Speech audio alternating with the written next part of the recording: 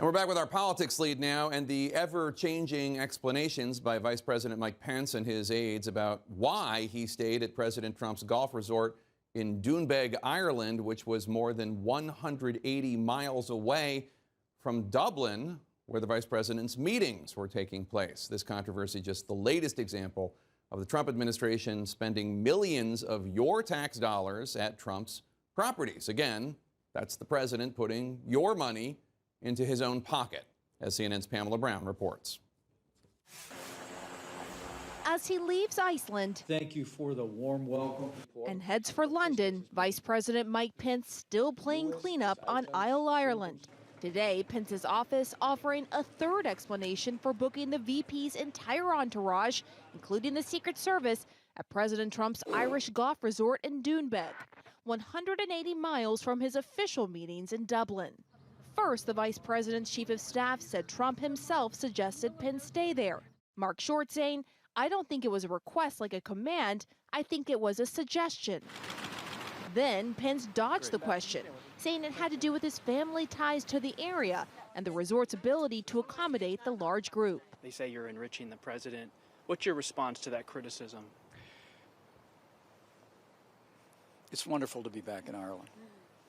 For many reasons, Ireland is so important to the United States of America as a trading partner. The opportunity to stay at Trump National in Doonbeg to accommodate the unique footprint that comes with our security detail and other personnel made it logical. CNN has learned President Trump was irked he was blamed for the controversy. So after the White House denied the president had any involvement, Pence's office released this explanation overnight. At no time did the president direct our office to stay at his Doonbeg resort, and any reporting to the contrary is false. Even though Trump has suggested in the past cabinet officials and advisors stay at his properties while traveling, and he himself has spent 289 days of his presidency at Trump properties. And here at the White House today, President Trump was emphatic again that he had no involvement with Vice President Pence staying at his property. He said he didn't even suggest it, so directly contradicting what the Vice President's Chief of Staff said. And he also advertised his property, essentially, Jake. He said, "The only involvement I have is that I own it. It's a great place. It's beautiful and wonderful." Jake? All right, Pamela Brown, thanks so much. You resigned over Syria. You've made your letter public. But there are many, many things that President Trump said and did over the years that potentially rose to the level of unacceptability in the public sphere. Let's just play some of his sound bites. You also had people that were very fine people on both sides. I have great confidence in my intelligence people, but I will tell you that President Putin was extremely strong and powerful in his denial today. It's working out very nicely, and we're going to have a very, very strict ban, and we're going to have extreme vetting, which we should have had in this country for many years. I was really being tough, and so was he. And we would go back and forth, and then we fell in love, okay? No, really. He wrote me beautiful letters, and they're great letters. We fell in love. So, Secretary Mattis, President Trump opining on a whole load of issues. The last one, we fell in love, talking about the North Korean leader. There were many, many reasons, potentially, for somebody such as yourself to resign. Why not over any of these? Christiane, if you go into the military, you swear an oath to uphold the Constitution. The elected commander-in-chief is the elected commander-in-chief. But if we're going to protect this democracy, even in its most raucous moments, even when there are fundamental issues going on, you don't want the Defense Department coming in and saying, we're not going to defend the country today. The thousands of young troops, they do not get a chance to say, I'm going to quit today. So what you do is you protect the institution, you protect the country, you stand up for the Constitution. But what you don't do is get engaged in the political fray, the day by day, especially right now when it's so corrosive. You don't get involved in that and wonder why the country is now vulnerable, because you've allowed the troops to be distracted. I never tried to think about, wow, I'm going to catch Roger or not, or honestly, I am not very worried about this stuff. No. You can't be frustrated all the time because the neighbor has a bigger house than you, or a bigger TV, or or better garden. That's not the way that I see the life.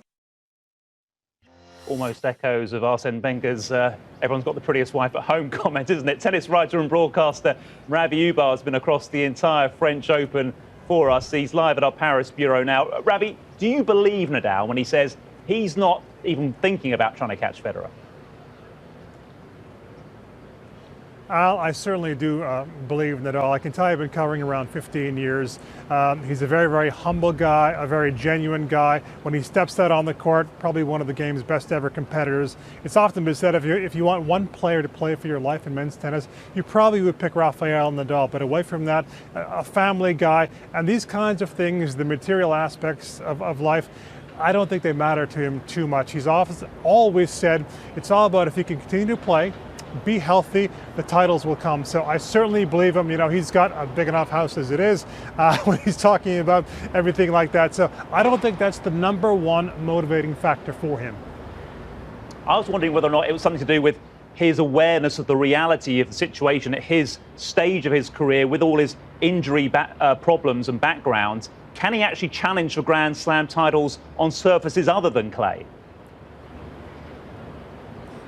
Yeah, he can, Al. I mean, listen, he's won 6 Grand Slam titles outside of the French Open, and he's made a lot more Grand Slam finals than that. We only have to go back to this year at the Australian Open where he made the final. And I think had he played anybody besides Novak Djokovic, probably would go on to win that final. Last year at Wimbledon, making the semifinals, what was one of probably the best matches of the entire season against Djokovic. 5 sets, he was within a break point away from making the final, and that would have been probably another title for him there because he would have faced Kevin Anderson, who played a nearly 7-hour semifinal.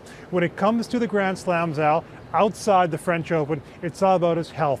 And that's the tricky aspect for Nadal. How does he manage his schedule? Because he can't play too much on hard courts. His knees, other issues flare up with his body. So that's always going to be the tricky thing for him, because even as good as he is, Al, he still needs practice in these big tournaments. He can't just show up to a Grand Slam like the US Open, Australian Open, undercooked and expect to win it. So that's going to be the challenge for him. How does he manage things going forward? But yes, he can. Of course he can win aside from French Open. Would we be having a different conversation on Monday if Dominic Thiem hadn't been forced to finish his semi-final against Novak Djokovic on Saturday? I still think Rafa would have won.